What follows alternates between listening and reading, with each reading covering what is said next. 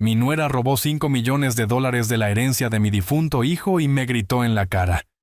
«Te deseo suerte mendigando, viejo tonto».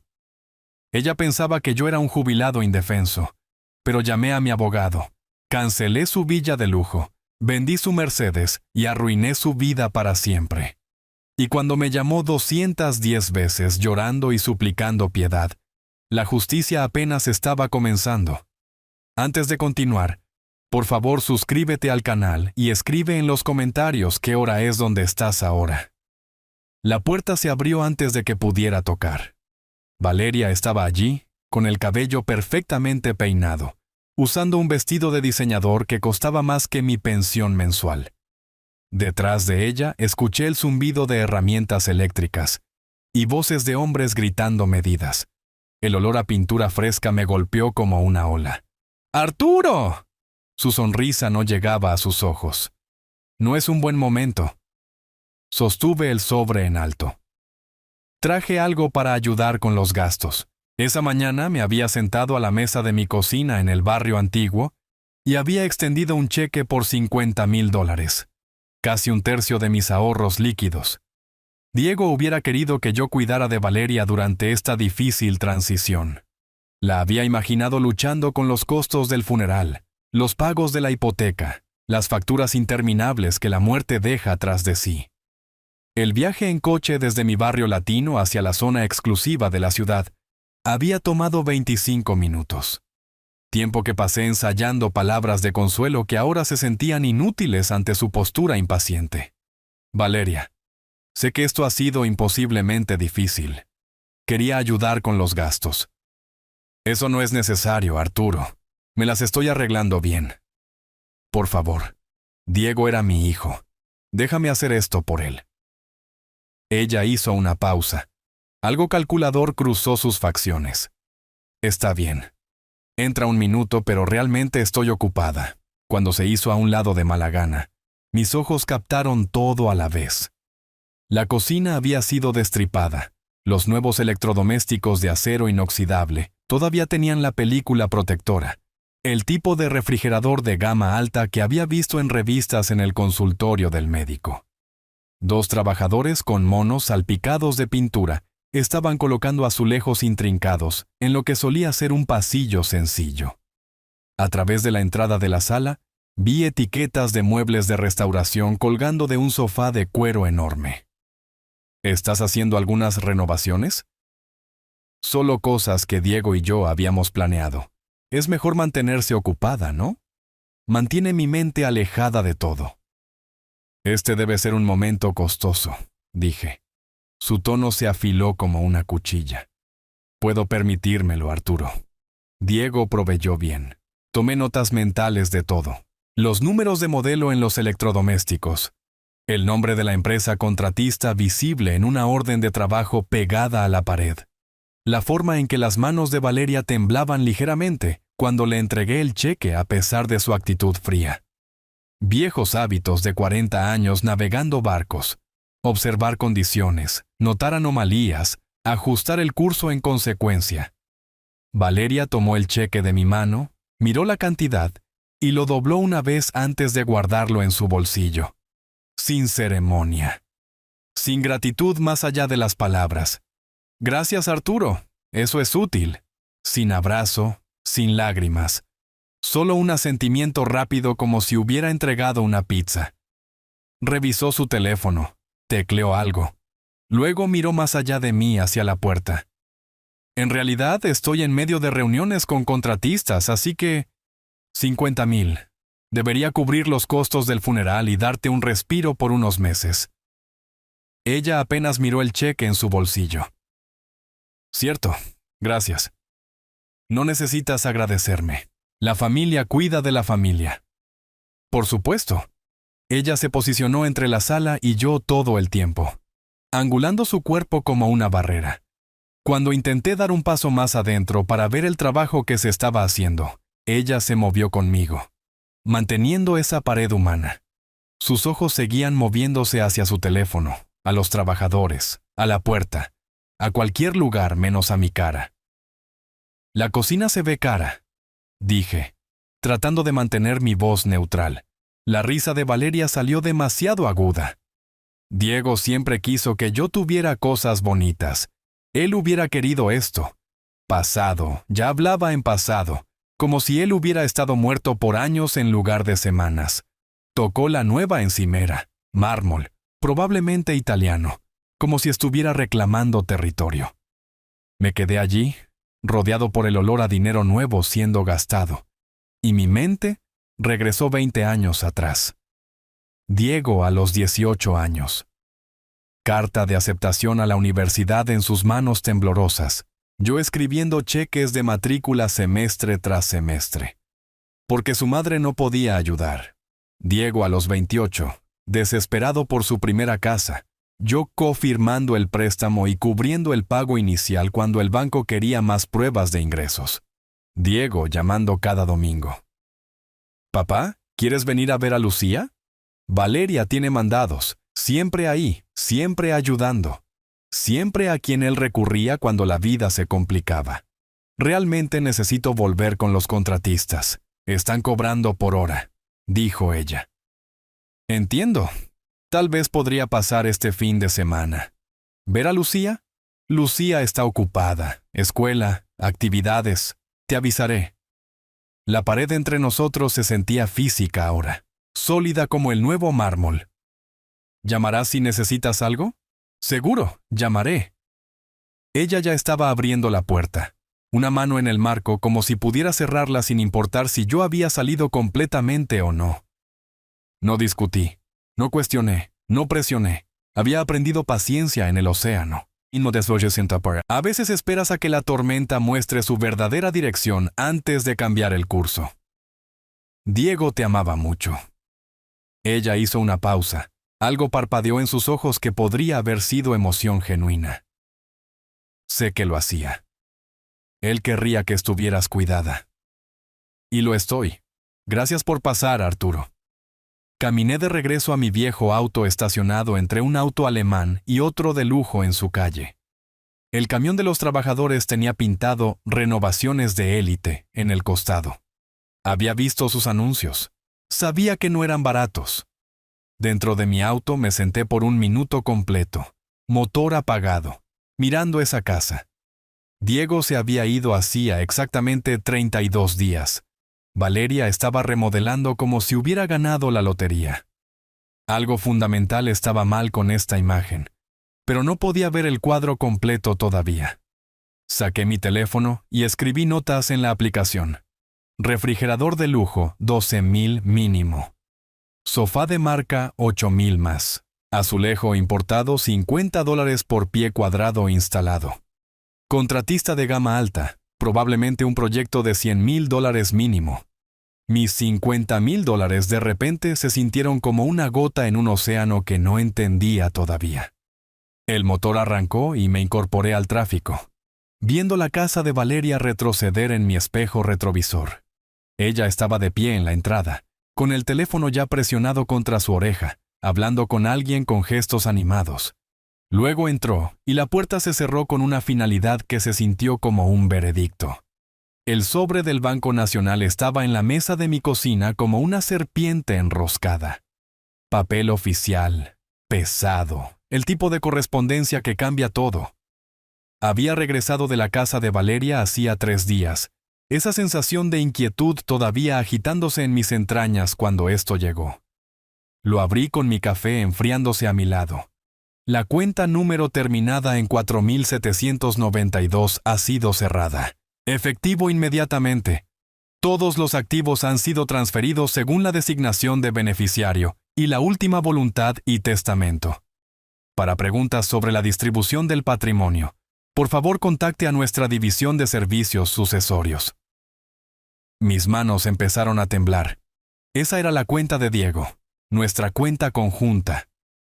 Marqué el número de servicios sucesorios con dedos que no se quedaban quietos.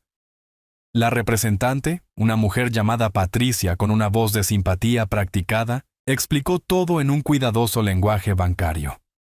Señor, de acuerdo con la última voluntad y testamento de Diego Cristóbal, ejecutado el 12 de enero de este año y notariado por Lidia Velasco, todos los activos transferidos a su esposa Valeria Ana.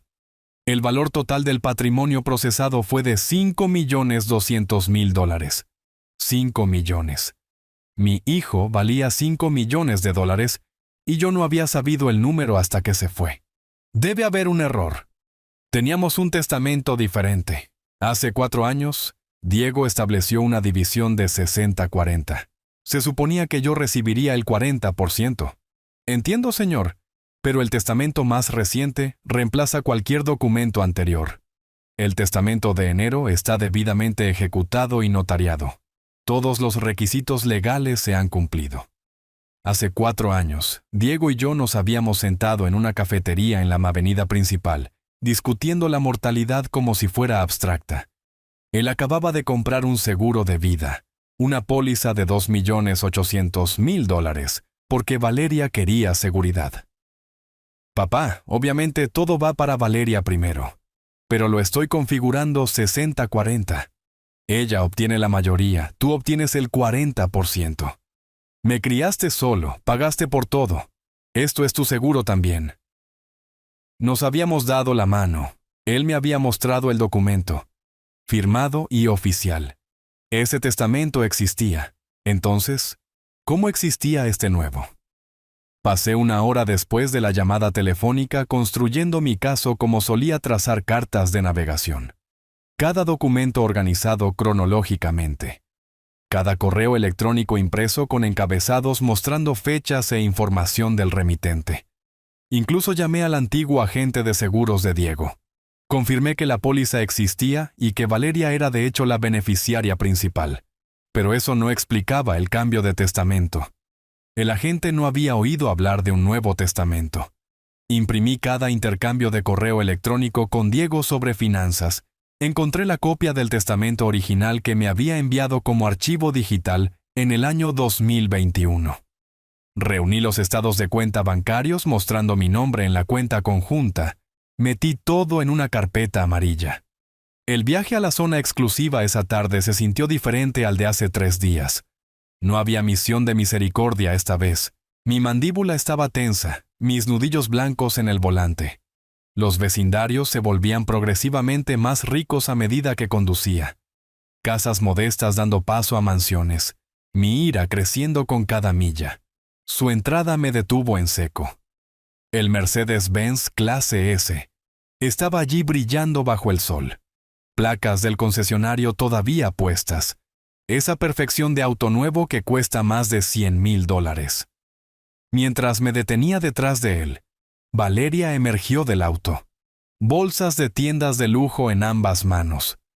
Cabello recién peinado de esa manera costosa que susurra salón de belleza, no trabajo en casa.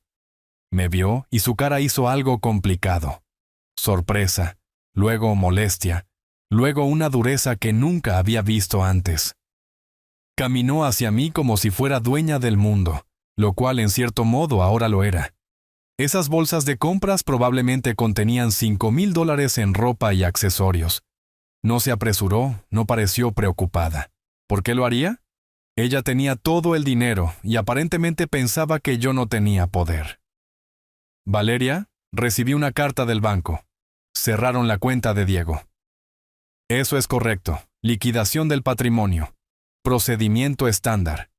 Dijeron que eres la única beneficiaria. $5 millones.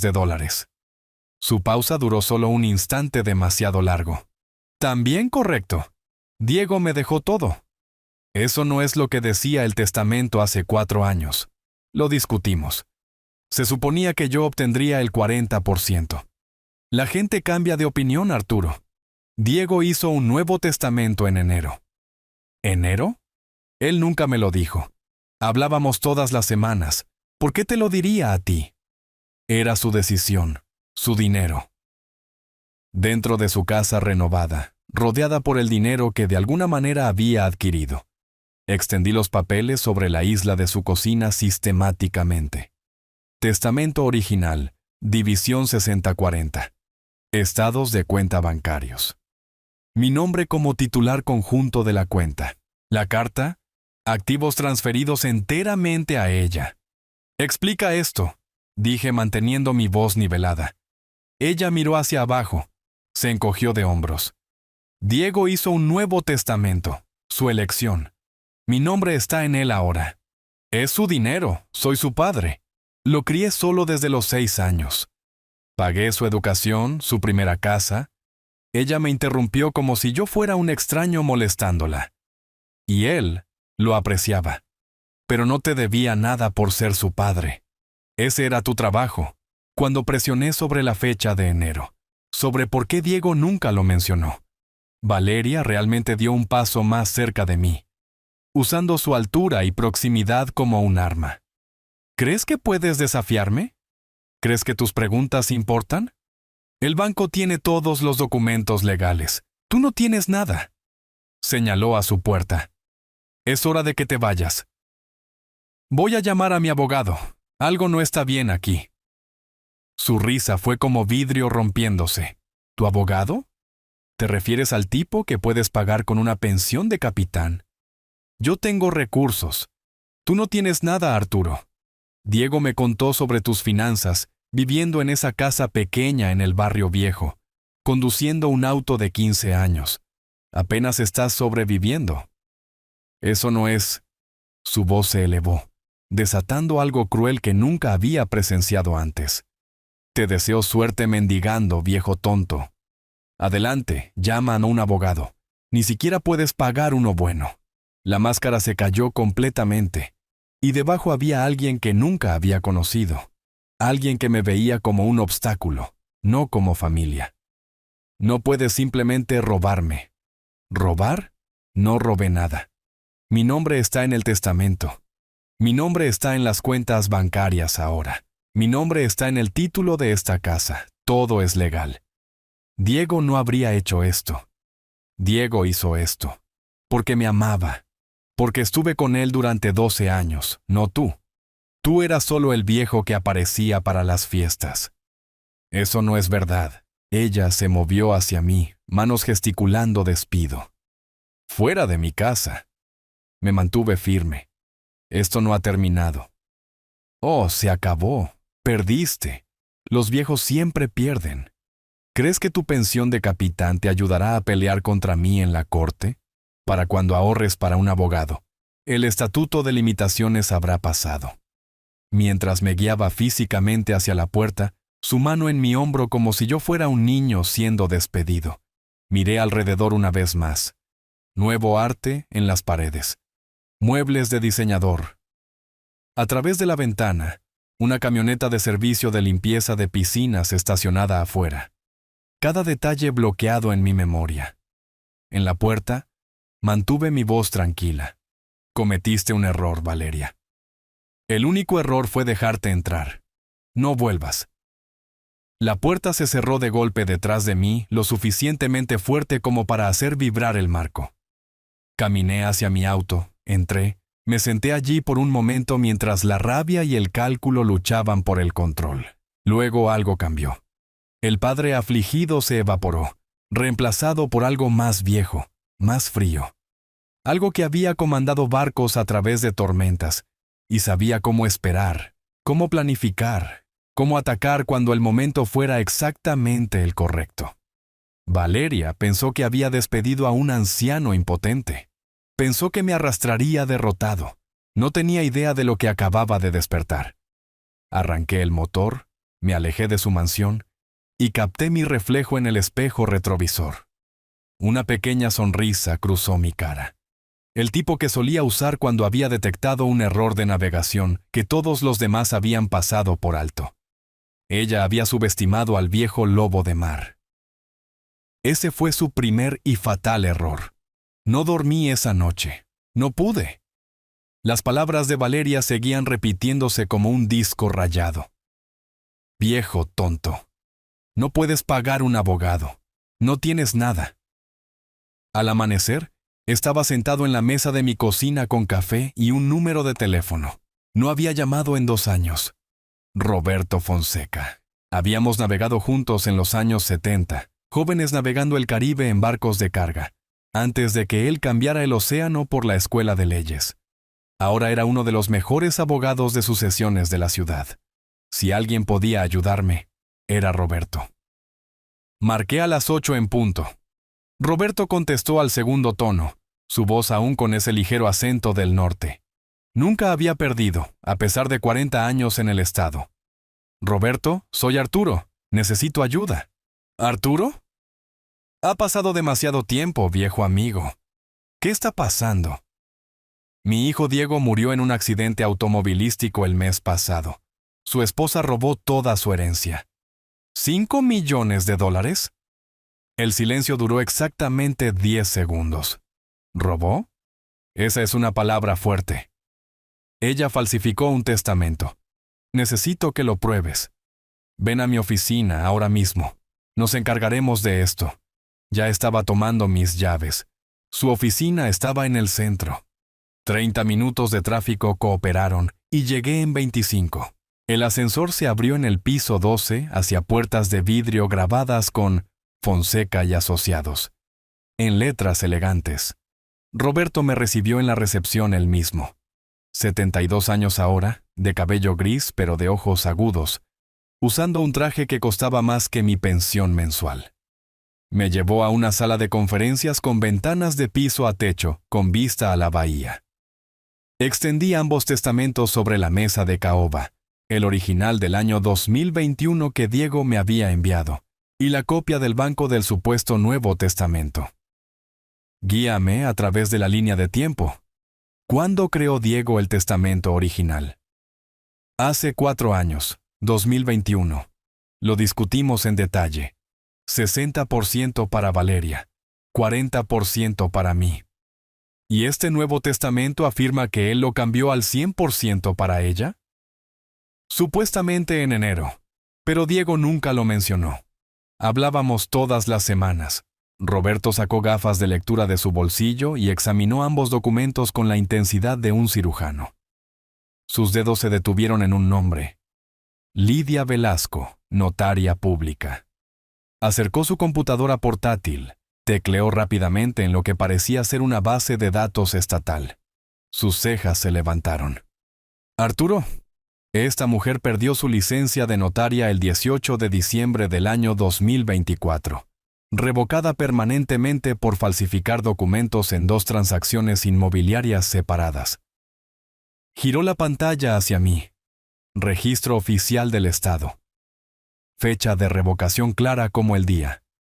El testamento frente a nosotros tiene fecha del 12 de enero del año 2025, casi un mes después de que ella perdiera el derecho a notariar nada. ¿Cómo es esto posible? ¿Cómo aceptó el banco un testamento inválido? Los bancos verifican las firmas de los notarios, pero no siempre verifican el estado activo de la licencia en tiempo real. Asumen buena fe. Valeria explotó esa brecha. ¿Así que podemos probar que esto es fraudulento? Roberto se reclinó, con los dedos entrelazados como si estuviera dirigiéndose a un jurado. Absolutamente. Los estatutos de fraude testamentario son explícitos. Falsificar un testamento es un delito grave de 3er grado, punible con hasta 5 años de prisión y $10,000 de multa. Esta no es una disputa civil sobre quién obtiene qué. Esto es fraude criminal. Tu nuera no solo tomó dinero que no era suyo. Ella cometió un crimen. Hizo una pausa, estudiándome. Y si podemos probar que ella sabía que la notaria era inválida, lo cual sospecho que podemos, las penas empeoran mucho. Sentado allí en esa oficina costosa, mirando la prueba de que los últimos deseos de mi hijo habían sido violados, algo se rompió en mi pecho. Las lágrimas llegaron antes de que pudiera detenerlas. Los recuerdos golpearon como olas. Diego a los 6 años, después de que su madre se fuera, preguntando si todavía lo amaba. Diego a los 16, en un barco de pesca, contándome sobre su primer enamoramiento. Diego a los 33, un año antes de morir, abrazándome en la fiesta de cumpleaños de Lucía y susurrando: «Papá, eres la mejor persona que conozco. Quiero ser como tú». Roberto empujó silenciosamente una caja de pañuelos a través de la mesa. Tomé 2, me limpié la cara y enderecé los hombros. Suficiente, dije, más para mí mismo que para él. Diego merece justicia, no mis lágrimas. ¿Qué hacemos a continuación? Necesitamos probar la intención. Eso significa rastrear a dónde fue el dinero, con quién se asocia Valeria, si hay coconspiradores. ¿Cómo hacemos eso? Roberto hizo una llamada sin pedir mi permiso primero. Así es como operan los buenos viejos amigos. Damián Cruz. Necesito vigilancia financiera en un caso de fraude testamentario. El sujeto es mujer, 38 años, residente de la zona exclusiva. Recientemente recibió 5 millones. Necesito patrones de gastos, asociados, cualquier cosa que muestre intención o conspiración. Escuchó, asintió. El presupuesto del cliente es flexible. Esto es personal. Cuando colgó, me miró. Damián Cruz, el mejor investigador privado de la ciudad. Su tarifa es de $250 por hora. Es caro porque lo vale. Empezará hoy. Puedo pagarlo. Estoy tomando este caso pro bono en el lado legal. Los viejos amigos no cobran a los viejos amigos. Tú solo cubres los costos del investigador. Conduje de regreso a mi barrio con mi mente girando a través de posibilidades. Alberto vivía 3 casas más abajo de mí. Un viudo como yo. Pasaba la mayoría de las mañanas en su porche con el periódico y un café fuerte. Lo conocía hacía 15 años, pero solo como un vecino amable que a veces tomaba prestada mi podadora. Hoy necesitaba conocerlo mejor. Caminé por la acera y subí sus escalones. Él levantó la vista del periódico, sorprendido. ¿Arturo? Pareces haber pasado por algo difícil. ¿Un café? Nos sentamos en su porche mientras explicaba todo. La muerte de Diego, la herencia, el fraude de Valeria. Alberto escuchó sin interrumpir, pero su expresión cambió cuando mencioné los 5 millones de dólares. ¿Me estás diciendo que ella recibió 5 millones en activos del patrimonio? Según el banco, sí. Seguro de vida, ahorros, inversiones. ¿Y ella ya ha gastado cuánto? Cientos de miles. Tal vez 1 millón. Renovaciones, auto, muebles, compras. Alberto dejó su taza de café con cuidado. Arturo, trabajé para la oficina de impuestos durante 30 años. El impuesto al patrimonio es del 40% sobre cualquier cosa que supere la exención federal. Si ella recibió 5 millones, debe 2 millones en impuestos. La fecha límite de presentación fue probablemente 9 meses después de la muerte. ¿Ella presentó la declaración? No tengo idea. Alberto sonrió sombríamente. Apuesto a que no lo hizo. ¿Quieres que revise? ¿Puedes hacer eso? Todavía tengo acceso a ciertas bases de datos. Cortesía profesional para agentes retirados. Dame unos días. Arturo, ella está cometiendo fraude fiscal además de fraude testamentario. El impuesto federal al patrimonio es del 40%. Ella debe 2 millones al fisco. Y te garantizo que no ha presentado nada. Probablemente ni siquiera sabe que se supone que debe hacerlo. ¿Qué pasa cuando la oficina de impuestos se entere? Su sonrisa se volvió depredadora. La dejarán sin nada. Embargos, multas, remisión criminal si es lo suficientemente malo. El fisco no perdona y nunca olvida. Me senté allí en el porche de Alberto, mirando la calle, sintiendo algo que no había sentido desde que la puerta de Valeria se cerró en mi cara. No estaba solo. Roberto en el frente legal, Damián en vigilancia, Alberto en impuestos. El equipo se estaba reuniendo. Valeria pensó que había despedido a un anciano impotente. No tenía idea de lo que venía. 2 semanas de espera se sintieron como 2 años. Me mantuve ocupado. Caminé por el vecindario más de lo habitual. Reorganicé mi garaje 2 veces. Cociné comidas elaboradas que apenas probé. Roberto se reportaba cada pocos días. Damián está trabajando, sé paciente. Alberto sacó registros fiscales y murmuró sobre formularios faltantes. Entonces, un jueves por la tarde, mi teléfono sonó. Damián Cruz. Señor Arturo, tengo resultados. Va a querer ver esto en persona. Conduje a su oficina en el sur de la ciudad en 1 hora.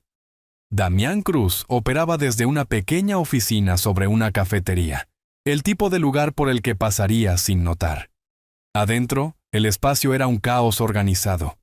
Archivadores, monitores de computadora, equipo de cámara en cada superficie.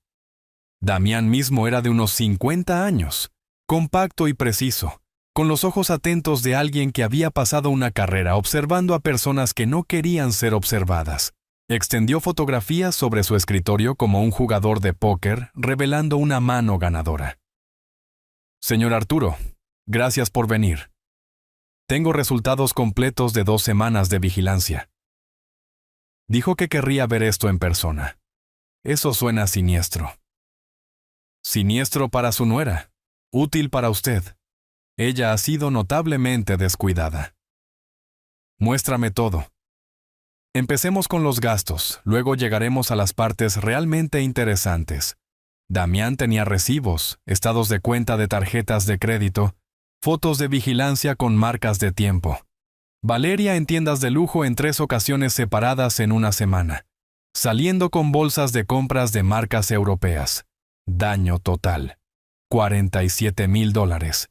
Cena en un restaurante japonés exclusivo con un acompañante masculino. No cena para 2, sino cena para 6. Sake premium. Carne importada. Todo. $23,000 por una comida. Está quemando dinero como si fuera papel, dijo Damián rotundamente. A este ritmo, los 5 millones se habrán ido en 2 años. El acompañante masculino aparecía en múltiples fotos. Damián tocó una imagen. Valeria y un hombre alto y bien vestido fuera de un restaurante. Su mano en la espalda baja de ella. Otra foto. Los dos besándose en el estacionamiento de un parque junto al mar. ¿Quién es este hombre en todas estas fotos con Valeria? Fernando, 40 años, agente inmobiliario. Se especializa en propiedades de lujo. Claramente están involucrados, románticamente. Sí, y es anterior a la muerte de su hijo. Encontré evidencia en redes sociales de ellos juntos hace 8 meses. Fueron cuidadosos, pero no lo suficiente. Las palabras golpearon como un golpe físico. ¿Ella estaba engañando a Diego mientras él estaba vivo? Eso creo. Y Fernando fue testigo en el testamento fraudulento. Esto no es coincidencia. Damián sacó otro documento. Este mostraba la escritura de la casa renovada de Valeria. No a su nombre. Una sociedad de responsabilidad limitada. Paraíso al atardecer, LLC. ¿Por qué crear una sociedad? ¿Por qué no simplemente comprar la casa a su nombre? 2 razones. Primero, oscurece el rastro del dinero. Hace más difícil probar que los fondos vinieron del patrimonio. Segundo, la propiedad a través de una sociedad proporciona responsabilidad, protección, y puede reducir los impuestos a la propiedad. En realidad es inteligente, desde una perspectiva criminal. Fernando configuró esto. Fernando es el agente registrado. Tiene experiencia con transacciones inmobiliarias. Sabía exactamente lo que estaba haciendo. Damián había cavado más profundo que solo los patrones de gastos. La sociedad fue creada 2 semanas después de la muerte de Diego. La villa, no podía llamarla casa, fue comprada por $2,300,000 con una hipoteca de $1,400,000. El pago inicial de $900,000 vino de fondos del patrimonio, pero debido a que pasó a través de la sociedad primero, fue más difícil de rastrear. Estructura clásica de lavado de dinero, dijo Damián. Fernando sabe lo que está haciendo, o cree que lo sabe. Luego vino la parte verdaderamente espectacular. Damián me mostró los pasivos de Valeria, registros de casino. No pregunté cómo los consiguió, no quería saber, mostrando a Valeria abajo $180,000 en los últimos 18 meses. Estados de cuenta de tarjetas de crédito totalizando $95,000 en deuda a través de 3 tarjetas principales. Todas al límite, todas vencidas. Y luego la documentación de prestamistas, $65,000 en préstamos privados de individuos en zonas peligrosas. El tipo de gente que no envía avisos de recordatorio educados. No es solo codiciosa, dije lentamente. Está desesperada, ahogándose en deudas. La muerte de Diego fue su balsa salvavidas, o eso pensó ella. Pasé 2 horas en la oficina de Damián revisando cada fotografía, cada recibo, cada documento. Damián había organizado todo cronológicamente, mostrando la aceleración de gastos de Valeria. Había sido relativamente modesta en la primera semana después de la muerte de Diego. Luego explotó en compras de lujo en la semana 2. La línea de tiempo contaba una historia de alguien que pensaba que se había salido con la suya. Esa noche me reuní con Roberto y Alberto en la oficina de Roberto. Alberto tenía sus propios hallazgos. Ella no presentó nada.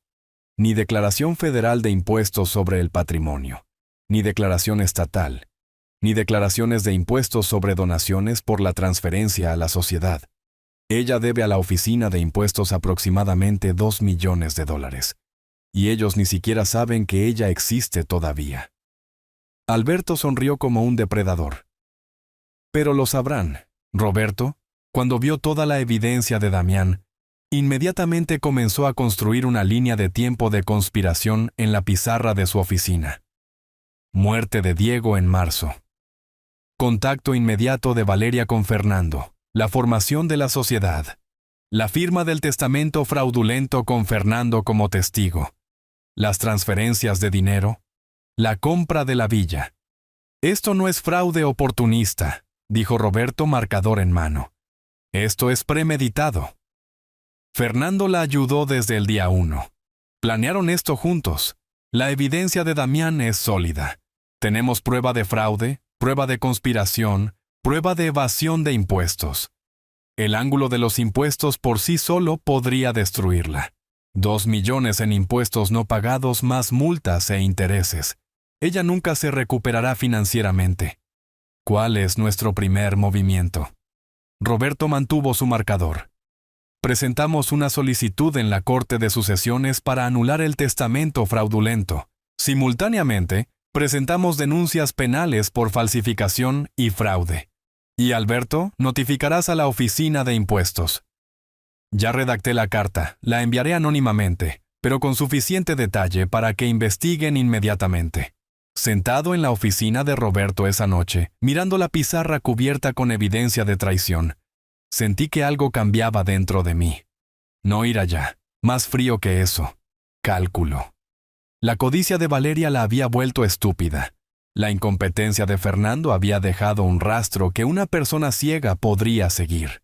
Habían cometido múltiples delitos graves, evadido impuestos y documentado sus crímenes con recibos de tarjetas de crédito y publicaciones en redes sociales.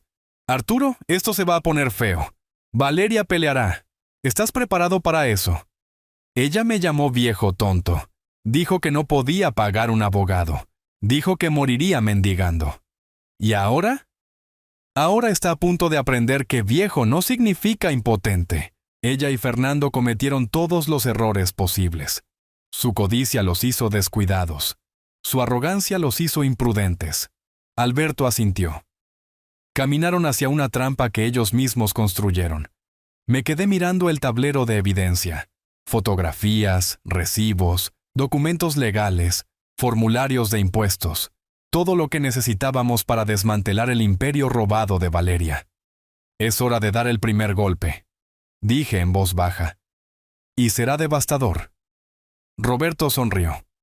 Empezaré a redactar los documentos esta noche. Salí de la oficina de Roberto llevando una carpeta de evidencia, caminando hacia la noche de la ciudad. Las luces brillaban a través de la bahía y por primera vez desde que Diego murió, sentí algo cercano a la paz. Valeria pensó que había ganado. Pensó que había sido más lista que todos. Pensó que un viejo capitán con una pensión modesta no podía tocarla. No tenía idea de la tormenta que venía.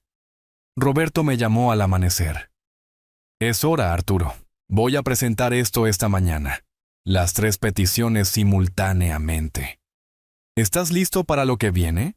Ya estaba vestido, café preparándose en la cocina, viendo salir el sol sobre mi barrio. ¿Listo? He estado listo desde el día que Valeria cerró su puerta en mi cara. Preséntalas, dije. Terminemos con esto. A las 9 de esa mañana, Roberto estaba en la corte de sucesiones con 3 presentaciones legales separadas, cada una más devastadora que la anterior. Roberto entró en la oficina del secretario llevando 3 carpetas amarillas que destruirían el mundo de Valeria. La secretaria, una mujer de mediana edad llamada Carmen, que había trabajado allí 20 años, echó un vistazo al sello de moción de emergencia y llamó al juez de guardia inmediatamente. La jueza María Rodríguez estaba en su despacho en 15 minutos, leyendo a través de la evidencia que Roberto había compilado. La declaración jurada de expertos en caligrafía mostrando inconsistencias en la firma. La impresión de la base de datos estatal probando que Lidia Velasco perdió su licencia de notaria en diciembre, y el testamento original del año 2021, con su clara distribución 60-40. Para las 10:30 ella había firmado la orden de restricción temporal, con una nota al margen. Evidencia prima facie de fraude. Activos congelados pendientes de audiencia completa. La oficina de Roberto llamó al Departamento Legal del Banco Nacional a las 11. Para el mediodía, cada cuenta conectada al patrimonio de Diego estaba marcada en el sistema. La cuenta corriente de Valeria, la cuenta de ahorros, la cuenta del mercado monetario donde había estacionado $2.700.000, todas mostraban el mismo estado. Congelado por orden judicial. El sistema automatizado del banco le envió una notificación por correo electrónico, pero Valeria no la vio.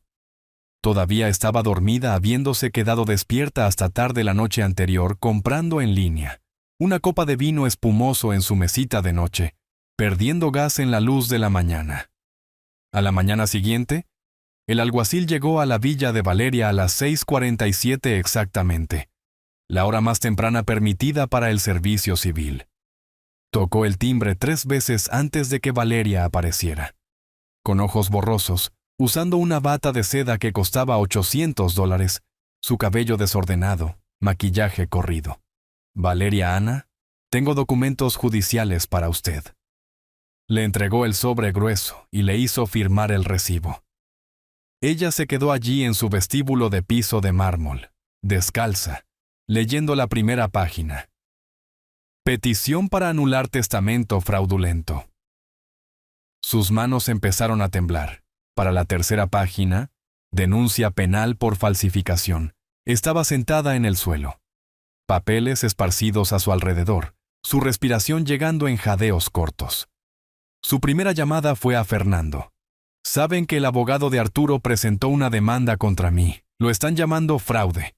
Tu nombre está aquí como testigo. La voz de Fernando en el otro extremo estaba llena de pánico, más aguda de lo habitual. ¿Qué? ¿Cómo? ¿Menciona la sociedad? ¿Me menciona a mí específicamente?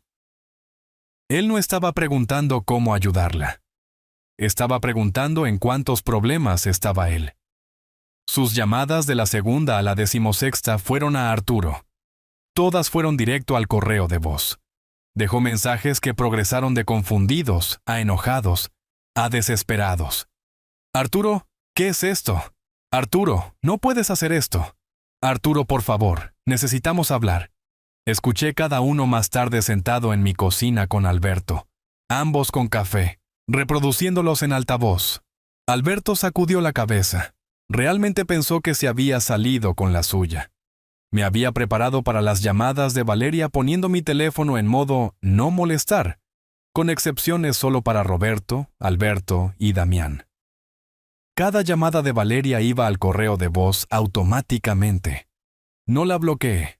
Eso habría parecido defensivo. Simplemente no contesté. Dejarla escuchar su propia voz, volviéndose más desesperada con cada mensaje. Dejarla sentir lo que es ser ignorada, despedida, tratada como irrelevante. Vi su auto detenerse a través de mi ventana delantera. El Mercedes todavía brillando, todavía costoso, pero ahora con una desesperación en su estacionamiento torcido contra la acera. Corrió por mi camino y golpeó la puerta con ambos puños. «Arturo, abre. Necesitamos hablar. No puedes hacer esto». Esperé un minuto completo, tomando un sorbo lento de mi café. Luego caminé hacia la puerta y la abrí con calma. Ella se veía terrible, todavía en la bata, sandalias en sus pies, papeles apretados en una mano. «Valeria», dije uniformemente. «Pareces sorprendida». Su cara pasó de rojo a blanco en segundos. «¿Cómo lo hiciste? ¿Quién te ayudó? No puedes pagar». Sonreí, solo sonreí. 40 años capitaneé barcos a través de huracanes, Valeria. He visto tormentas que habrían hundido tu pequeño esquema en segundos.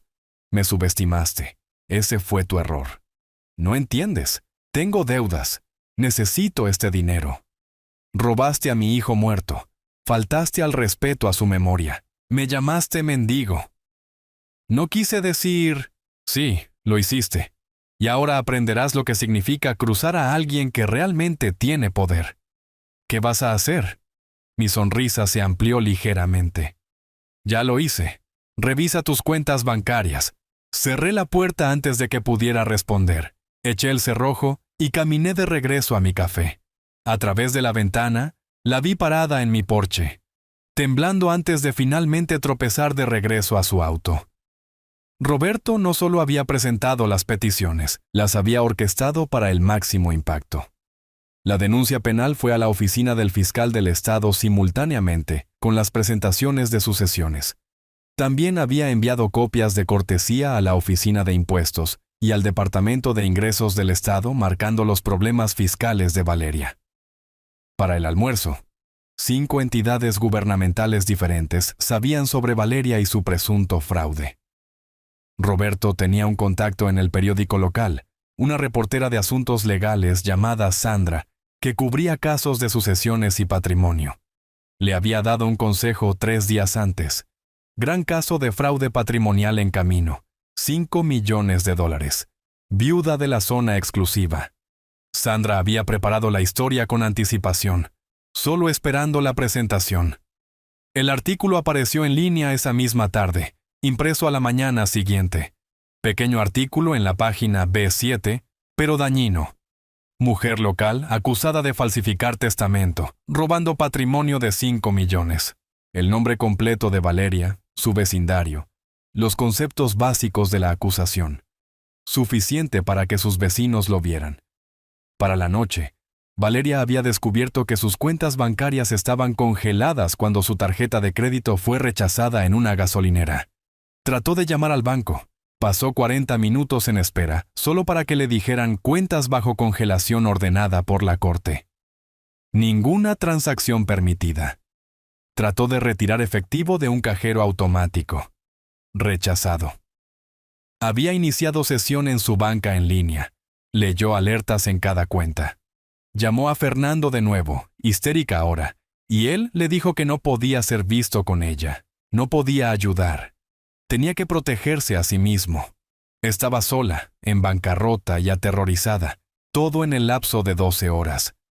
A la mañana siguiente me senté en mi porche con un café tipo cubano, leyendo el artículo del periódico mientras el vecindario despertaba. Alberto se unió a mí con su propia taza.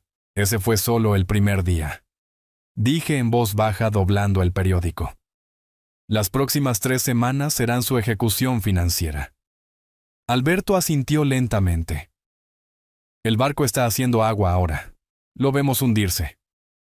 3 semanas después de que Roberto presentara la demanda, me senté en la corte del condado para la audiencia preliminar. Valeria se sentó 4 filas delante de mí con su abogado, un tipo joven en un traje mal ajustado que parecía que acababa de aprobar el examen. Roberto me había advertido. Ella contrató a Marcos Webb. Cobra 150 por hora. Es adecuado para casos simples. Este no es simple. La jueza entró, nos levantamos, y el mundo financiero de Valeria terminó en 12 minutos. La jueza Rodríguez no perdió tiempo. Señorita Valeria, usted devolverá $2 millones al señor Arturo dentro de 60 días, según los términos del testamento legítimo del año 2021. El incumplimiento resultará en sanciones adicionales. El abogado de Valeria se puso de pie. Su señoría, mi cliente no tiene esa cantidad disponible fácilmente. Entonces la hará disponible. Venda activos, liquide tenencias. Esta corte ha encontrado que el testamento era fraudulento. Planeamos apelar. Apele todo lo que quiera. La orden se mantiene. $2 millones. 60 días. Siguiente caso. Ella ya estaba llorando antes de que incluso entráramos en la sala del tribunal. Llevaba ropa que yo había visto antes. Estaba repitiendo atuendos. No podía permitirse nuevos. Su cabello estaba recogido en una cola de caballo simple, en lugar del peinado de salón que había visto hace 2 meses. Había perdido peso y no de una manera saludable.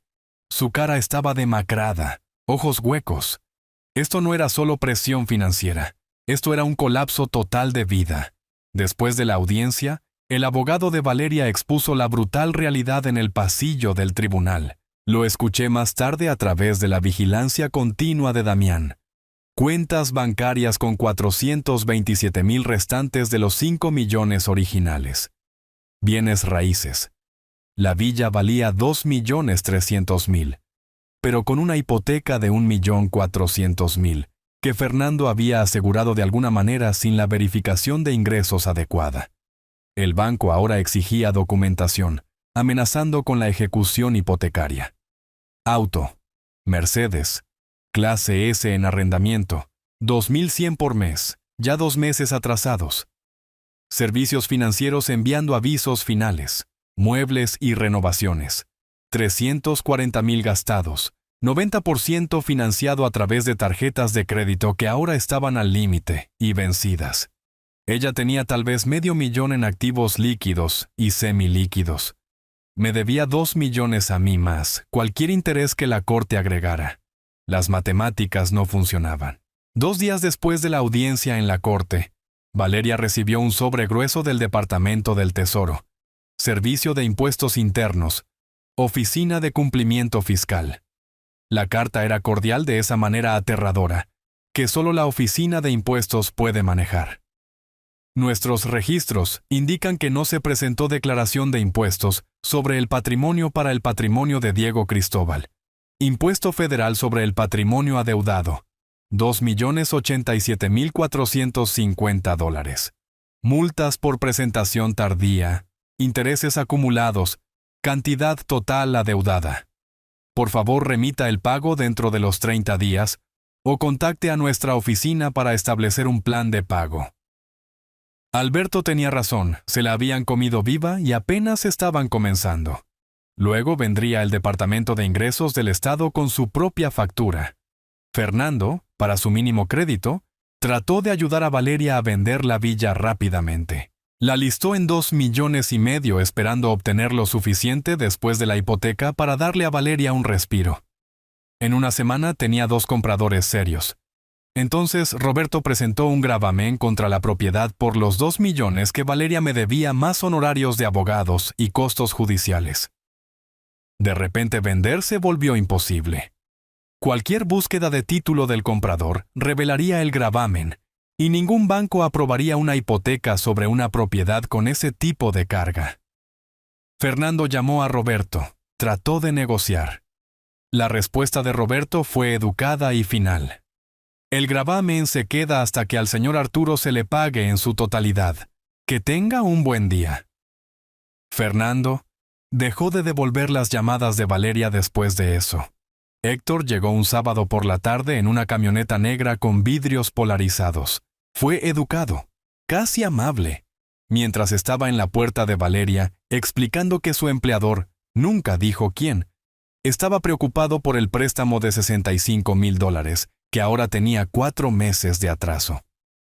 Entendemos que está teniendo dificultades, dijo Héctor, su acento espeso, su sonrisa sin llegar a sus ojos. Pero nuestra paciencia tiene límites. Necesitamos ver buena fe, tal vez 10,000 esta semana. Valeria, de pie en su bata de $800 en su villa de 2 millones, le dijo que no tenía 10,000. La sonrisa de Héctor desapareció. Entonces tenemos un problema, señorita Valeria.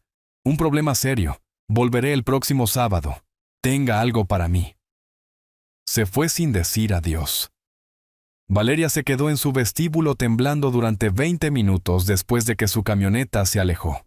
Las 23 llamadas llegaron durante 5 días. Primero intentó diferentes números, su celular, el celular de Fernando antes de que él la cortara, incluso llamando desde la línea fija de la villa. Luego correos electrónicos, formales, emocionales. Uno que solo decía, por favor, en la línea de asunto. Envió mensajes de texto a las 2 de la mañana, 3 de la mañana, claramente sin dormir. Finalmente llegó una carta escrita a mano a mi casa con matasellos de la zona exclusiva. La abrí en la mesa de mi cocina. Querido Arturo, cometí errores terribles. Fui codiciosa y cruel. Sé que no tienes razón para perdonarme, pero te ruego que retires los cargos criminales. Te daré todo lo que me queda. Por favor, no me envíes a prisión, por favor. La doblé con cuidado y la puse en el archivo que Roberto estaba construyendo. Evidencia de conciencia de culpa. Cada mañana hacía café fuerte, dulce, la espuma espesa y perfecta. Me sentaba en mi porche, revisaba mi teléfono en busca de los mensajes nocturnos de Valeria, y los leía mientras el vecindario despertaba. Alberto a menudo se unía a mí trayendo su propia taza, y revisábamos el último desarrollo. Aviso de impuestos, demanda de la compañía de tarjetas de crédito, advertencia de recuperación del Mercedes. Se está ahogando, dijo Alberto una mañana. Tomé un sorbo de café. Los barcos se hunden cuando hacen más agua de la que pueden achicar. Ella perforó agujeros en su propio casco. Roberto no solo defendió, atacó. Cuando el abogado de Valeria presentó una moción para reducir el juicio de 2 millones, Roberto presentó una contramoción para aumentarlo con intereses acumulados. Cuando Fernando trató de argumentar que no estaba involucrado en el fraude, Roberto citó sus registros bancarios y archivos de transacciones inmobiliarias. Cada vía legal que Valeria intentó explorar, Roberto la bloqueó. Fue metódico, profesional y absolutamente despiadado. A través de la vigilancia continua de Damián, recibí informes semanales de los acreedores rodeando a Valeria. American Express demandó por 95,000. El banco Chase demandó por 42,000. La tienda de muebles demandó por 38,000 sobre los muebles no pagados. Cada demanda era otro clavo en su ataúd, otro juicio que la seguiría por décadas. Va a declararse en bancarrota, predijo Damián. Sacudí la cabeza.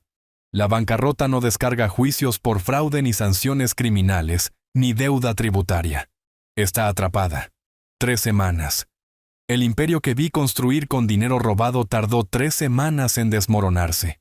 Cada mañana traía un nuevo desastre para Valeria. Otro acreedor, otra presentación legal, otra puerta cerrándose. Me senté en mi porche esa mañana de finales de julio. Café en mano, leyendo el último mensaje desesperado de Valeria. El sol estaba cálido, el vecindario tranquilo, y en algún lugar al otro lado de la ciudad, Valeria estaba aprendiendo lo que significaba robar a alguien que entendía la paciencia. Pero Valeria y Fernando no habían terminado de pelear. Estaban a punto de cometer su peor error hasta ahora. La llamada vino de un número que no reconocí. La voz de Roberto estaba divertida cuando me contactó. Arturo, no vas a creer esto. Valeria y Fernando acaban de presentar una contrademanda. Contra ti, contra mí. ¿Están afirmando que nosotros somos los criminales? Dejé mi café. ¿Qué? Infligir intencionalmente angustia emocional, difamación, abuso de ancianos. Están lanzando todo a la pared para ver qué se pega. Sonreí. Déjalos intentar. Roberto me lo explicó en detalle por teléfono, leyendo secciones en voz alta con risa apenas contenida. Valeria y Fernando habían contratado a Tomás Bradley, un abogado de lesiones personales que normalmente manejaba casos de resbalones y caídas, cobrando 400 por hora con dinero prestado de la madre de Fernando. La demanda afirmaba que yo estaba acosando y persiguiendo a Valeria, que el artículo del periódico constituía difamación orquestada por mí, y que Roberto se estaba aprovechando de mi capacidad disminuida como un hombre mayor para ganancia financiera. Es desesperado, dijo Roberto. Pero la gente desesperada presenta demandas desesperadas. Esperan crear suficiente humo para que alguien piense que hay fuego. ¿Cuándo es la audiencia? 2 semanas, mediados de agosto. ¿Misma jueza Rodríguez? Ella los va a destrozar. La sala del tribunal era la misma donde la jueza Rodríguez había fallado contra Valeria 3 semanas antes. Esta vez, Valeria y Fernando se sentaron juntos en la mesa de los demandantes, con Tomás Bradley entre ellos, los tres luciendo como si prefirieran estar en cualquier otro lugar. Fernando llevaba un traje costoso que le quedaba mal, demasiada colonia, energía nerviosa irradiando de él en olas. Valeria había envejecido otros 10 años. Sus raíces necesitaban retocarse. Su ropa era genérica en lugar de diseñador. La jueza Rodríguez entró y pude ver por su expresión que había leído la presentación y no estaba impresionada. Roberto se puso de pie con la confianza fácil de alguien sosteniendo una escalera real. 20 minutos. Eso es lo que tardó Roberto en desmantelar todo su caso. Para el reclamo de angustia emocional, mostró que yo simplemente había ejercido derechos legales para impugnar un testamento fraudulento. Actividad protegida. Para difamación, probó que cada declaración en el artículo era fácticamente precisa y basada en registros judiciales públicos. Para el reclamo de abuso de ancianos contra él mismo, presentó cartas de recomendación del Colegio de Abogados, testimonios de otros clientes y sus 42 años de práctica impecable. Luego pasó a la ofensiva. Presentó el análisis de caligrafía probando que el testamento fue falsificado. Registros bancarios mostrando la ola de gastos de Valeria, informes de crédito mostrando sus deudas y las fotografías. Fernando y Valeria juntos, en diciembre, 2 meses antes de que Diego muriera. Besándose fuera de un restaurante, su mano en el pecho de él, su brazo alrededor de la cintura de ella. La jueza ni siquiera esperó a que Bradley respondiera. Señorita Valeria, en 18 años en el banco. Esta es la presentación de mala fe más frívola que he encontrado. Usted falsificó un testamento, robó al padre de su esposo muerto. Gastó el dinero en su amante. Miró a Fernando. Señor Fernando, usted la ayudó a hacerlo, y ahora tienen la audacia de afirmar que el señor Arturo es el malhechor. Se volvió hacia el secretario de la corte. Moción desestimada con perjuicio. Los demandantes son responsables conjunta y solidariamente de una sanción de $15,000 por litigio frívolo. Pagadero al señor Arturo dentro de 30 días. Señor Fonseca, redacte la orden. Valeria empezó a llorar allí mismo, sollozos fuertes que resonaron en la tranquila sala del tribunal. Fernando miró fijamente a la mesa, con la cara roja brillante, negándose a reconocerla. Roberto reunió sus papeles con calma. Me senté en la galería viendo trabajar a la justicia. El artículo del periódico al día siguiente fue peor que el primero. Primera página de la sección metropolitana esta vez, con detalles extraídos de la audiencia judicial. Esquema de fraude de mujer de la zona exclusiva expuesto. Testamento falsificado. Amante secreto. Millones desaparecidos. Nombraba a Fernando explícitamente. Describía su papel como testigo en el testamento fraudulento. Mencionaba su relación con Valeria mientras Diego estaba vivo. Por la tarde, el jefe de Fernando en la inmobiliaria lo llamó a la oficina. La conversación duró 3 minutos. No podemos tener un empleado asociado con fraude. Estás despedido, limpia tu escritorio. Fernando llamó a Valeria inmediatamente, y Damián, todavía bajo vigilancia, grabó la llamada. Fernando gritando: «Todo esto es tu culpa. Arruinaste mi vida. Mi carrera ha terminado. Mi nombre está en el periódico». Valeria tratando de responder. Fernando cortándola: «He terminado contigo. Terminado. No me llames de nuevo». Luego silencio. Había bloqueado su número. Estaba completamente sola. Compré 3 copias del periódico a la mañana siguiente. Una para guardar, una para Roberto, una para Alberto. Leí el artículo en mi porche con mi café habitual, marcando los mejores pasajes con un bolígrafo. La foto que habían usado era de las redes sociales de Valeria, ella con ropa de diseñador sonriendo en alguna gala benéfica de hace un año, la imagen de una mujer rica de sociedad. El contraste con las acusaciones de fraude lo hacía más condenatorio. Roberto había organizado todo en carpetas etiquetadas durante la audiencia, cada reclamo obteniendo su propia carpeta. Cuando la jueza Rodríguez le pidió que respondiera a la demanda, él trabajó metódicamente a través de cada acusación con documentos de respaldo proyectados en la pantalla de la sala del tribunal. El sello notarial falsificado, ampliado para que todos pudieran ver la firma de Lidia Velasco. La captura de pantalla de la base de datos, mostrando su licencia revocada en diciembre de 2024. Las fotografías de Fernando y Valeria de diciembre, con fecha y ubicación geográfica. Los estados de cuenta de tarjetas de crédito, mostrando compras en joyerías, restaurantes caros, hoteles boutique. Cada pieza de evidencia era devastadora. El abogado de Valeria trató de objetar 2 veces. Ambas veces la jueza lo desestimó. Cuando la jueza Rodríguez anunció la desestimación y la sanción de $15,000, la compostura cuidadosamente mantenida de Valeria se hizo añicos. Puso su cabeza entre sus manos y sollozó, no lágrimas silenciosas, sino un llanto de cuerpo completo que hacía temblar sus hombros. Fernando miró al frente, mandíbula apretada. Su abogado Tomás Bradley empacó su maletín rápidamente, claramente queriendo escapar. Me senté perfectamente quieto, mi cara neutral, pero por dentro sentí esa fría satisfacción de ver desarrollarse el jaque mate. Envié el enlace del artículo por mensaje de texto a Roberto a la mañana siguiente. Bien hecho. Su respuesta llegó inmediatamente. Ella se hizo esto a sí misma, nosotros solo lo documentamos. Alberto se unió a mí en mi porche esa tarde, leyendo su propia copia del periódico. La justicia tiene brazos largos, dijo en voz baja. Tomé un sorbo de café viendo el vecindario asentarse en la noche.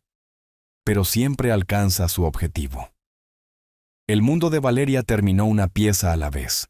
Primera pieza, el Mercedes. No estaba allí cuando sucedió, pero Damián sí. Me llamó esa mañana de agosto tratando de no reír. Arturo, necesitas escuchar esto. Los servicios financieros de Mercedes-Benz acaban de aparecer en la villa de Valeria con una grúa. Ella está afuera en pijama gritándoles. Los vecinos están mirando. Alguien está filmando con su teléfono. ¿Bien? Damián me envió fotos durante toda la mañana. El Mercedes de Valeria en una grúa de plataforma. Valeria misma en pantalones de pijama rosa y una camiseta vieja, descalza en su entrada discutiendo con 2 hombres en uniformes. Detrás de ella podía ver caras en las ventanas, vecinos mirando. Una foto mostraba a una mujer al otro lado de la calle, filmando abiertamente con su teléfono. La cara de Valeria estaba roja, su cabello sin peinar, una mano señalando a los hombres, la otra agarrando papeles que probablemente eran el aviso final de recuperación. Los hombres eran profesionales, tranquilos, indiferentes a sus protestas. En 20 minutos el auto se había ido, dejando una mancha de aceite en su entrada donde solía sentarse. La casa de repente se veía más vacía, como si hubiera perdido un diente. 5 días después, llegó el sobre del banco. Aviso de incumplimiento. Damián consiguió una foto de Valeria abriéndolo en su porche delantero, su cara drenándose de color mientras leía. La villa tenía una hipoteca de $1,400,000. Me debía 2 millones más la sanción judicial de 15,000. La oficina de impuestos quería 2,100,000. Incluso si vendía la villa por su valor total de 2,300,000, improbable en una situación de ejecución hipotecaria. Las matemáticas eran simples y brutales. Todavía estaría con más de $1 millón en deuda. El banco le dio 90 días para desalojar o subsanar el incumplimiento. Tenía 400,000 en activos líquidos. No estaba ni cerca de ser suficiente. El gravamen fiscal federal llegó por correo certificado requiriendo firma. La oficina de impuestos no bromeaba. Cada activo conectado a Valeria estaba ahora grabado. La villa, obviamente, pero también los muebles, las joyas, el arte, incluso su ropa si era lo suficientemente cara. El aviso de gravamen explicaba en un lenguaje burocrático cuidadoso que intentar vender, transferir u ocultar cualquier activo constituiría evasión fiscal federal, un delito grave que conlleva hasta 5 años de prisión. Valeria estaba atrapada. Damián documentó la mudanza. Valeria cargó cajas en una furgoneta de alquiler que ella misma había rentado. Sin mudanceros, sin ayuda. Solo ella luchando con muebles en el calor de agosto. El nuevo lugar era un apartamento de una habitación en un barrio obrero al noroeste de la ciudad. El alquiler era de 1,400 al mes, una fracción de lo que había sido la hipoteca de la villa. Pero bien podría haber estado en un planeta diferente. El edificio era más viejo, la pintura se descascaraba en algunos lugares, el estacionamiento agrietado y con maleza. Sus nuevos vecinos eran familias trabajadoras, personas que vivían de cheque en cheque. Valeria había pasado de almuerzos en el club de campo a tomar el autobús en la esquina.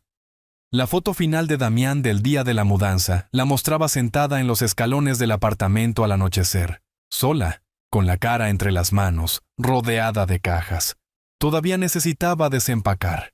A través de la vigilancia de Damián, la vi tratando de mantener las apariencias incluso mientras todo se desmoronaba. Se había cambiado de ropa después de la recuperación del auto, antes de caminar a la cafetería del vecindario.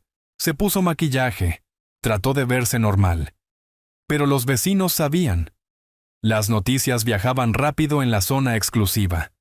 Por la tarde, la cadena de chismes del vecindario había difundido la historia. El auto de Valeria fue recuperado, está en bancarrota. El caso de fraude en el periódico era sobre ella.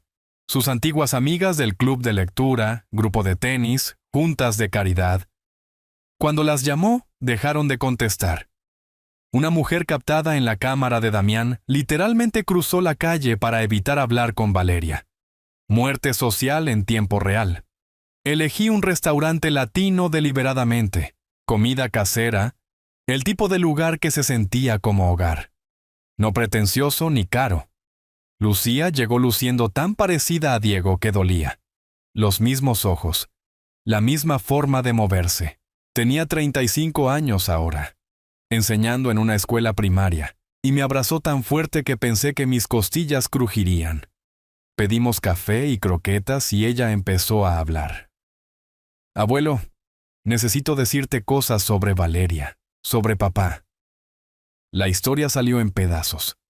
Cómo Valeria había cortado gradualmente a Lucía de la vida de Diego durante los últimos 2 años, alegando que yo era una mala influencia, que Lucía molestaba a Diego pidiendo dinero, que las visitas familiares eran estresantes. Mentiras, todas mentiras diseñadas para aislar a Diego de todos los que realmente lo amaban. Luego Lucía me dijo lo que Diego le había dicho 3 semanas antes de morir en la cena de cumpleaños de Lucía. Si algo me pasa alguna vez, promete que te asegurarás de que el abuelo Arturo reciba todo lo que se supone que debe recibir. Él es la persona más importante en mi vida. Asegúrate de que lo sepa. Ella lloró 3 veces durante nuestro almuerzo. Primero cuando la abracé y olió mi colonia, aparentemente la misma marca que Diego había usado. Segundo, cuando habló de Valeria prohibiéndole visitar a su padre. Tercero, cuando repitió las últimas palabras de Diego sobre mí. La dejé llorar. No la apresuré. Solo sostuve su mano a través de la mesa y le pasé servilletas cuando fue necesario. ¿Sabías que Valeria me prohibió visitar a papá durante los últimos 2 años? Sospeché. Dejaste de venir a las cenas familiares. Ella le dijo a papá que yo siempre estaba pidiendo dinero, que era estresante estar conmigo. Nada de eso era cierto. Ella lo estaba aislando, cortándolo de todos los que pudieran cuestionarla. Y ahora ha perdido todo: la casa, el auto, a Fernando. Vi los artículos del periódico. La justicia no siempre es gentil, cariño, pero es necesaria. Escuchar a Lucía confirmar lo que había sospechado, que Diego todavía me amaba, todavía me valoraba incluso al final. Calmó algo en mi pecho que había estado tenso desde su muerte. Valeria había tratado de pintarme como irrelevante, como una carga que Diego toleraba por obligación. Pero Diego le había dicho a Lucía la verdad. Yo era importante, yo importaba. La lucha que estaba librando no era solo por dinero o justicia, era por honrar lo que Diego quería, lo que había planeado, lo que habría exigido si hubiera vivido para ver la traición de Valeria. No estaba siendo cruel. Estaba siendo su voz. Nos abrazamos para despedirnos afuera del restaurante bajo el sol de la tarde, y ella prometió visitar de nuevo pronto. Conduciendo a casa, pensé en las palabras de Diego a Lucía, sobre el colapso completo de Valeria, sobre la justicia tomando su curso lento y metódico. Pensé que lo peor había pasado. Estaba equivocado. Valeria estaba a punto de aprender la verdad final. Mi teléfono empezó a sonar el primer día de septiembre. El número de Valeria. Lo dejé ir al correo de voz. Sonó de nuevo 10 minutos después. Correo de voz. De nuevo al mediodía. De nuevo a las 2. De nuevo a las 5. Para la hora de acostarse había llamado 14 veces. Roberto me llamó esa noche. Arturo, estoy rastreando sus intentos de contactarte. Documenta todo. Muestra conciencia de culpa. ¿Cuántas soy? 14. Y apenas está comenzando. Tenía razón. Para el final de la semana, el conteo llegaría a 210. 210 llamadas. Roberto las contó todas. Mantuvo una hoja de cálculo con marcas de tiempo. Día 1, 14 llamadas. Día 2, 23. Para el día 5, Valeria estaba llamando cada 20 minutos desde el momento en que despertaba hasta la medianoche. Escuché algunos de los correos de voz. Empezaron coherentes, progresaron a desesperados, terminaron con pura angustia. Arturo, por favor, contesta. Necesito hablar contigo. Arturo, sé que fui terrible. Lo siento tanto. Arturo, te lo ruego. Por favor, llámame. Arturo, no sé qué hacer. Estoy perdiendo todo, por favor.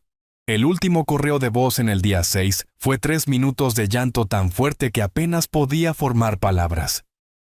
Me senté en mi mesa de cocina reproduciéndolo en altavoz mientras tomaba café, sintiendo nada más que fría certeza de que esto era exactamente como se veía la justicia.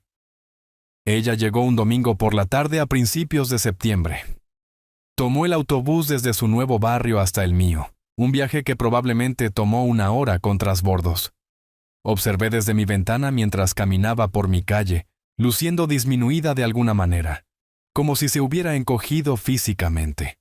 Llevaba ropa que nunca había visto antes, jeans viejos, una camiseta descolorida, zapatillas con suelas gastadas, sin maquillaje, cabello recogido desordenadamente. Cuando llegó a mi puerta llamó, luego llamó más fuerte, luego golpeó con ambos puños. Arturo, por favor. Sé que estás en casa, necesito hablar contigo.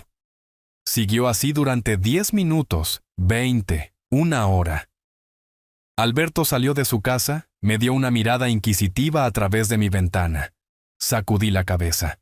Déjala llamar. Después de 2 horas, la señora García de al lado gritó. Señorita, no está contestando.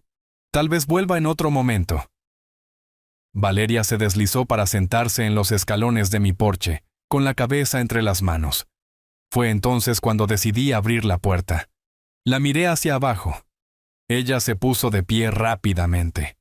Rastros de rímel bajaban por su cara aunque no llevaba maquillaje. Viejas lágrimas, me di cuenta, de un llanto anterior que nunca se había lavado. Arturo, susurró. Por favor. Me hice a un lado. Entra. Me siguió a mi pequeña cocina. Se quedó parada torpemente hasta que señalé una silla. Le serví un vaso de agua. Lo puse frente a ella. Lo bebió en 3 tragos desesperados, manos temblando tanto que el vaso traqueteó contra la mesa. Me senté frente a ella perfectamente tranquilo e hice la pregunta que había estado guardando.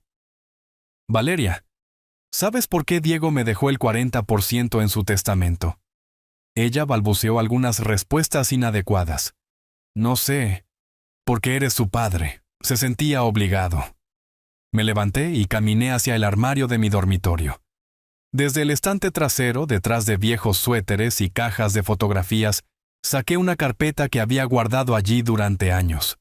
Estados de cuenta de un banco en el extranjero. Regresé a la cocina, abrí la carpeta y deslicé el estado de cuenta más reciente a través de la mesa. Valeria miró hacia abajo. Sus ojos se abrieron de par en par. Saldo de la cuenta: $3.247.382. 40 años como capitán de la Marina Mercante, dije en voz baja. El salario inicial era de $60,000 al año. Para cuando me retiré, estaba ganando $240,000 anualmente. Invertí cuidadosamente, viví modestamente. Nunca toqué el capital. Dejé que eso se asimilara. Me llamaste mendigo. Dijiste que no podía pagar un abogado. Dijiste que era solo un pobre viejo tonto. Sonreí sin calidez. Estabas equivocada en todo. Valeria estaba sollozando de nuevo, grandes sollozos agitados que sacudían todo su cuerpo. No sabía. Pensé, lo siento tanto. La dejé llorar un minuto antes de hablar de nuevo. Esto es lo que necesitas entender, Valeria. No peleé contigo por dinero. Podría haber vivido cómodamente sin un solo dólar del patrimonio de Diego.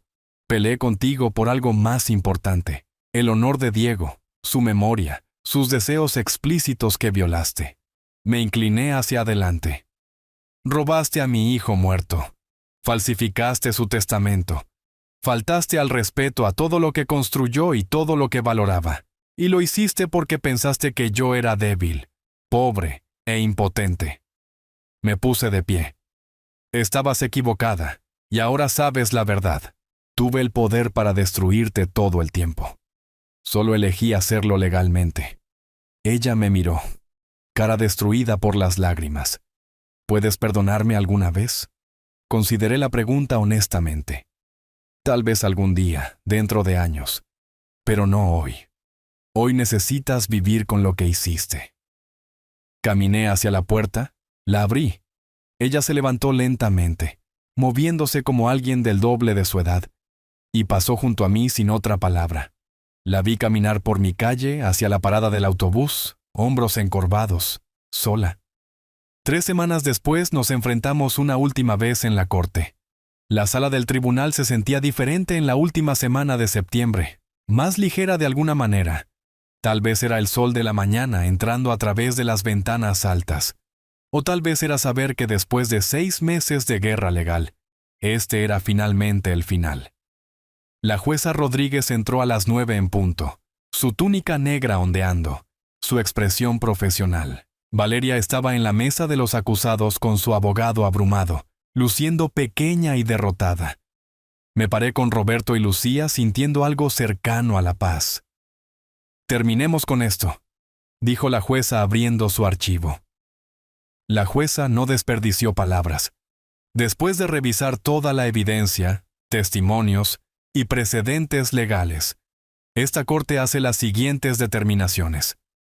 Primero, Arturo tiene derecho a $2 millones del patrimonio de Diego, representando su parte del 40% bajo el testamento legítimo del año 2021. Asentí una vez lentamente. Segundo, Valeria Ana pagará $500,000 adicionales en daños por fraude, angustia emocional y honorarios legales incurridos por el señor Arturo. Valeria se tambaleó ligeramente, agarrando la mesa para apoyarse. Tercero, la señorita Valeria es sentenciada a 5 años de libertad condicional por el delito de falsificación en 3er grado. Una sentencia indulgente dado su estatus como delincuente por primera vez y su cooperación con estos procedimientos. Su abogado permaneció en silencio, sin tener nada más que argumentar. Cuarto, se otorga al Servicio de Impuestos Internos reclamo prioritario de $2,100,000 de la liquidación de los activos restantes de la señorita Valeria, incluyendo la propiedad actualmente en ejecución hipotecaria. Antes de que la jueza pudiera golpear su mazo, la voz temblorosa de Valeria interrumpió. «Su señoría, ¿puedo hablar?» La jueza Rodríguez pareció sorprendida, pero asintió. Valeria se giró para mirarme directamente, lágrimas ya corriendo. «Arturo, su señoría, todos aquí. Quiero disculparme públicamente. Fui codiciosa, fui cruel. Destruí la memoria de un hombre maravilloso. Diego merecía algo mejor que yo. Y Arturo merecía algo mejor de lo que le hice». Su voz se quebró. «No merezco perdón, lo sé. Pero necesito que sepas que entiendo ahora. Lo que tomé no fue solo dinero. Fue honor. Fue amor. Fue familia. Me miró. Me mostraste que la justicia existe, que las acciones tienen consecuencias. Lo siento. Lo siento tanto. La sala del tribunal estaba en silencio. Todos me miraban. Me puse de pie lentamente, sintiendo la mano de Roberto brevemente en mi hombro en apoyo. Caminé hacia Valeria, pero me detuve a varios pies de distancia. Lo suficientemente cerca para hablar claramente, lo suficientemente lejos para mantener el límite. Valeria, dije en voz baja, acepto tu disculpa. Creo que la sientes. Hice una pausa. Pero el perdón no es algo que pueda darte hoy, tal vez en los años venideros. Ahora mismo lo que necesitas hacer es vivir con las consecuencias de tus elecciones. Aprende de ellas. Conviértete en alguien de quien Diego hubiera estado orgulloso de conocer. Tomé aliento. Deshonraste su memoria. Eso es lo que no puedo perdonar todavía. Pero espero que algún día la honres siendo mejor. Me giré y caminé de regreso a Roberto y Lucía, dejando a Valeria llorando en su mesa. Afuera, el sol nos golpeó como una ola cálida. Lucía me abrazó tan fuerte que sentí mis costillas protestar. Luego se apartó con lágrimas en los ojos. Abuelo, lo hiciste. Realmente lo hiciste. Toqué su cara suavemente. Tu padre lo hizo, cariño. Él escribió ese testamento. Él se aseguró de que yo estuviera cuidado. Yo solo me aseguré de que sus deseos fueran respetados. Roberto me dio la mano formalmente, luego me jaló para un abrazo breve.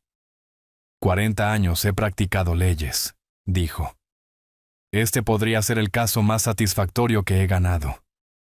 Nos quedamos allí en los escalones del tribunal, el tráfico fluyendo, y sentí que algo se liberaba en mi pecho. El peso de 6 meses de lucha finalmente se levantó. Durante la siguiente semana manejé el dinero que Diego había querido que yo tuviera. 500,000. Fueron a un fideicomiso educativo para Lucía y sus futuros hijos. Ella lloró cuando le dije. Dijo que era demasiado, pero insistí. Diego hubiera querido que su hija estuviera cuidada. 300,000 doné al fondo de becas de la Marina Mercante en nombre de Diego, ayudando a jóvenes marineros a obtener su entrenamiento, honrando la carrera que me había dado todo. El resto, aproximadamente 1,200,000 después de impuestos y tarifas, fue a inversiones seguras para mi jubilación.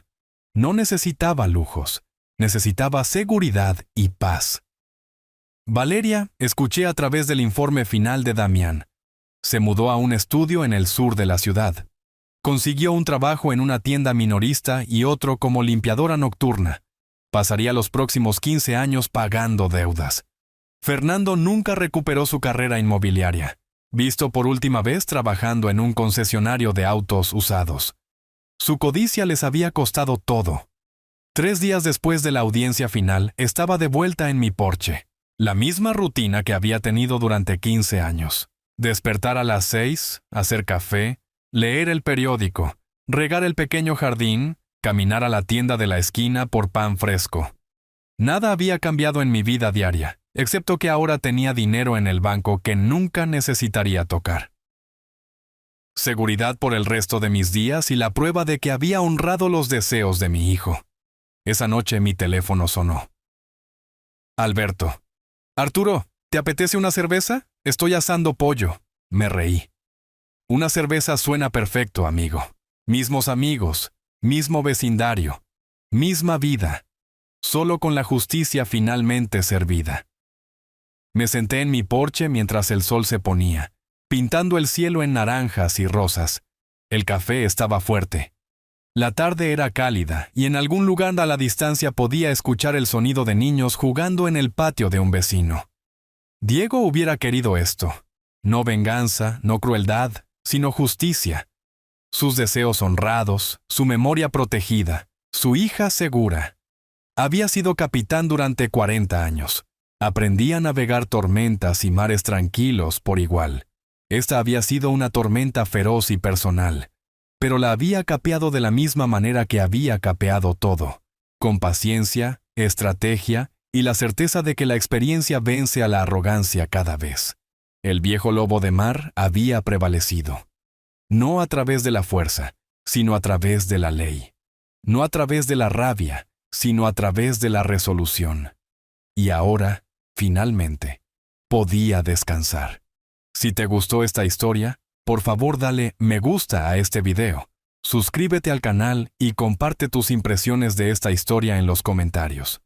Para escuchar la siguiente historia, haz clic en el recuadro a la izquierda. Gracias por ver.